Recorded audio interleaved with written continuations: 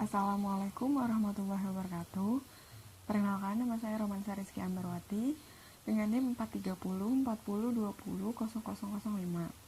Nah, di sini saya akan membacakan sedikit materi tentang klasifikasi tes psikologi. Nah, ada beberapa macam klasifikasi tes psikologi. Nah, yang paling banyak digunakan itu antara lain yang pertama, berdasarkan atas banyaknya tes. Yang pertama ada tes individual atau individual test, yaitu tester hanya menghadapi satu testif.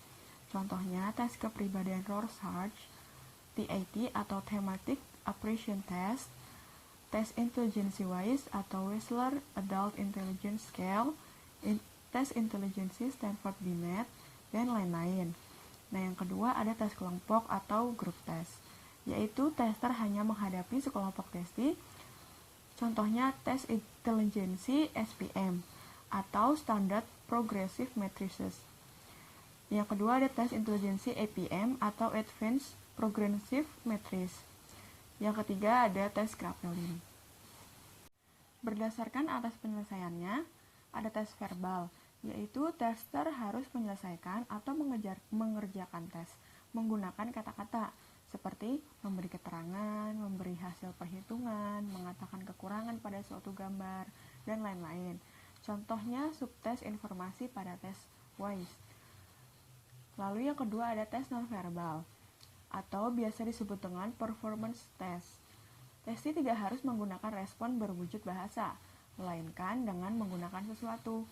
Contohnya menyusun balok atau menyusun gambar pada tes WISE. Yang C, berdasarkan atas penilaiannya. Tes alternatif, yaitu tes yang berdasarkan benar atau salah. Jadi, di choice-nya itu cuma ada pilihan benar atau salah dari setiap pertanyaan. Nah, yang kedua ada tes gradual, yaitu tes yang diberi tingkatan seperti 5, 4, 3, 2, 1. Jadi, contohnya kayak kita seperti merating gitu.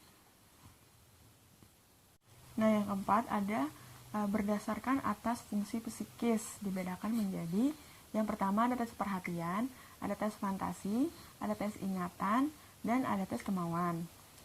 Lalu berdasarkan atas tipe tes yang berhubungan dengan isi tes dan waktu yang disediakan.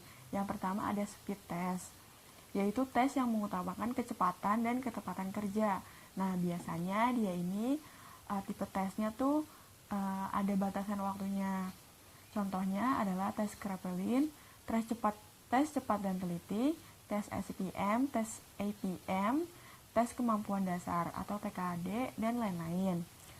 Lalu selanjutnya ada power test, yaitu tes yang fokus utamanya lebih kepada kemampuan, bukan kecepatan atau ketepatan, dan biasanya tidak dibatasi waktu. Contohnya yaitu tes kepribadian seperti grafis dan APPS, dan lain-lain. Abis itu ada yang berdasarkan materi tesnya yang berhubungan dengan latar belakang. Contohnya tes proyektif, yaitu tes yang disusun atas dasar penggunaan mekanisme proyeksi, dan biasanya materinya terdiri atas objek-objek yang belum kita ketahui atau yang kurang jelas. Contohnya tes Rorschach, TAT, dan lain-lain. Nah, habis itu ada tes non-proyek, yaitu tes yang tidak mempertimbangkan mekanisme proyeksi. Nah, berdasarkan atas bentuknya, dibedakan menjadi 7. Tes benar salah, tes pilihan ganda, tes isian, tes mencari pasangan, tes penyempurnaan, tes mengatur objek, dan tes deret angka. Lalu ada berdasarkan penciptanya, yaitu ada tes Rorschach, Binet-Simon, tes Kraepelin, tes Wechsler, dan tes Raven. Tadi, secara garis besar, macam-macam tes psikologi itu ada 4, yaitu yang pertama ada tes intelijensi, ada tes bakat, ada tes kepribadian, dan ada tes minat. Nah, yang pertama yang akan saya jelaskan yaitu tes intelijensi, yaitu tes yang mengetahui sejauh mana kemampuan umum seseorang untuk memperkirakan hal-hal tertentu yang akan diberikan kepadanya. Nah, tes intelijensi ini biasanya sering dikaitkan dengan umur dan menghasilkan IQ untuk mengetahui bagaimana kedudukan relatif orang yang bersangkutan dengan kelompok orang sebaya. Nah, yang kedua ada tes bakat atau bisa disebut dengan tes bakat khusus, yaitu mencoba untuk mengetahui kecenderungan kemampuan khusus pada bidang-bidang tertentu. Nah, yang ketiga ada tes kepribadian, yaitu sebuah tes yang mencoba mengungkapkan berbagai ciri-ciri kepribadian tertentu, seperti introvert, penyesuaian sosial, dan sebagainya, pokoknya yang terkait dengan kepribadian.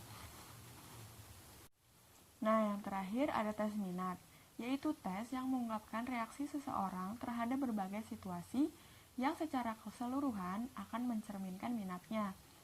Nah, minat yang terungkap dari tes ini seringkali menunjukkan minat yang lebih mewakili daripada minat yang sekedar dinyatakan yang biasanya bukan minat yang sesungguhnya. Sekian pemaparan yang saya bacakan. Terima kasih telah menyimak. Wassalamualaikum warahmatullahi wabarakatuh.